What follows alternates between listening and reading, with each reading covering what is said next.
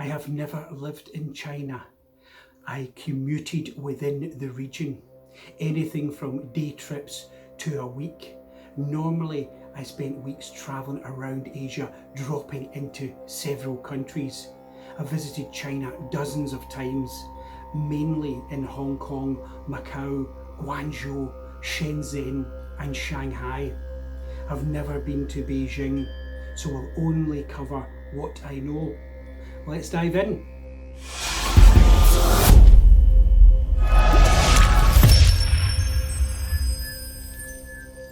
Hello, Hendo here, and welcome to what I learned working in China. In this video, I'll share my insights representing Scotch whisky brands. If you've already been to China, you'll maybe recognise some of this. To learn more about markets and Scotland from a global perspective, please like this video, subscribe and click the notification bell for more insights. There's so much to learn about China. This just skims the surface. My findings are based on short visits in the company of Chinese distributors and partners. My job presenting Scotch whisky, launching spirits brands, brand education to the top bartending community in Shanghai, Shenzhen Port Authority, distributors, trade shows, Chinese duty-free floor staff training and consumer tasting dinners at hotels or boardrooms. I also hosted several Chinese billionaires in Scotland, always with a translator. I don't speak Mandarin or Cantonese, but I did arm myself with a few words like Sugarland for Scotland, as most people had no clue geographically where I was from. So let's start with travel. I used bullet trains, buses, taxis and internal flights. Expect on-demand noodles on flights, people eating picnics before the plane even takes off. Chinese tourist groups in public spaces are quite brash and loud. Shanghai dim sum stands will bark at you. I also noticed people are taller in the north, and the Chinese love storytelling. It's called Ping Shu. Never leave your hotel without written destination in Chinese. Concierge will do this for you. There's no Google Maps. Preload your travel plans, screenshots in Chinese before arriving helps. Pick up a local SIM card or else your Western provider will charge high fees. And use WeChat or Baidu for messaging. Shanghai has a history of Western influence, a large expat population, 250,000, tens of thousands in hospitality, food and beverage roles. So expect to see German, French, Italian, mid to senior level managers in bars, restaurants and hotel chains. But you'll stand out wherever you go and be approached in the street. In city squares and pedestrian streets, you'll see groups of people performing Tai Chi, 7 in the morning, with music blaring. It's colder in the north, so take an extra layer in the winter. Next, the great firewall and tech. Facebook, WhatsApp, Instagram, Twitter, Google, YouTube are all banned. You're not supposed to use VPNs, but expats use to keep in touch with folks back home. Adjusting can be tough. Young Chinese will love it if you're on WeChat and will openly connect. WeChat Pay contactless, smartphones will pay for everything, even in local stalls and markets. Expect to see QR codes used universally on lampposts, etc. China is more tech advanced than Hong Kong and other Asian cities. The penny really dropped for me on my very first visit when I saw people on the bus drawing Chinese symbols on their smartphones that convert to characters. It made me realise that smartphones were really developed for people in the East. Mall restaurants at lunchtime can be noisy affairs. No menus, the host will order for you. Wait to be told where to sit. Get used to slurping. Learn chopstick etiquette. Don't point with your chopsticks or leave them crossed. Food is tend to be shared. Be attentive and polite. They also drink hot water even in the summer months.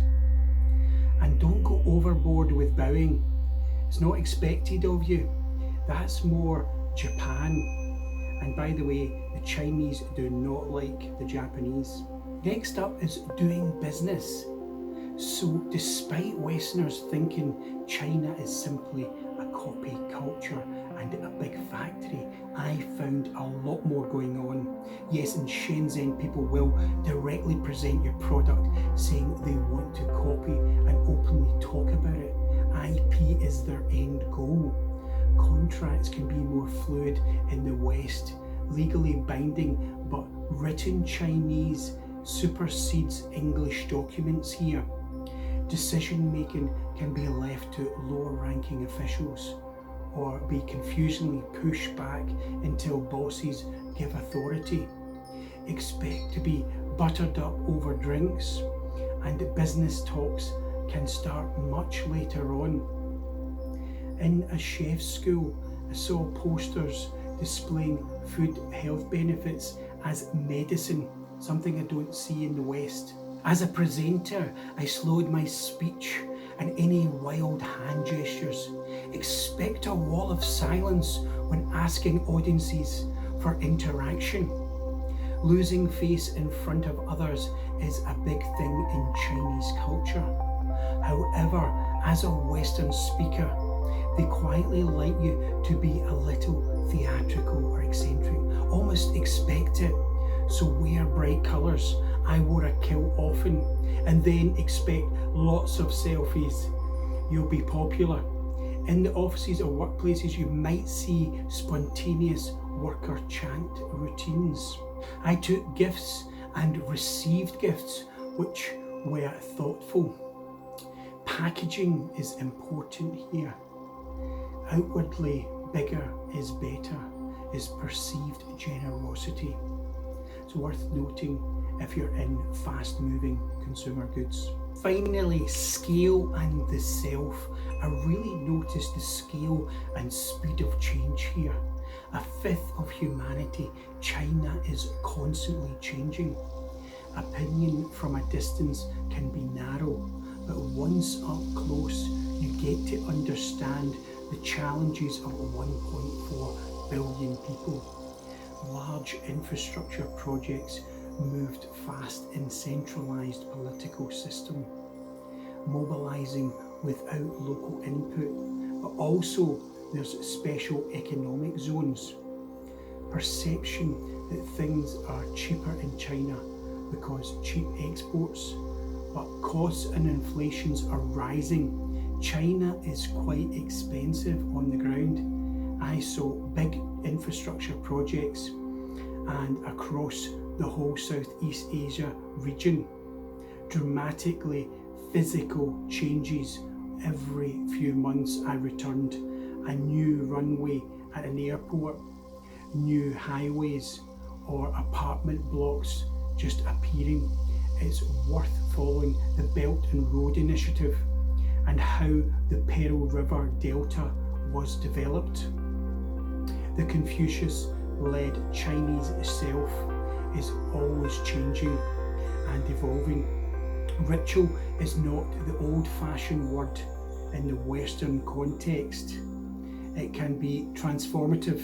China is a collectivistic society as opposed to Western individualistic culture.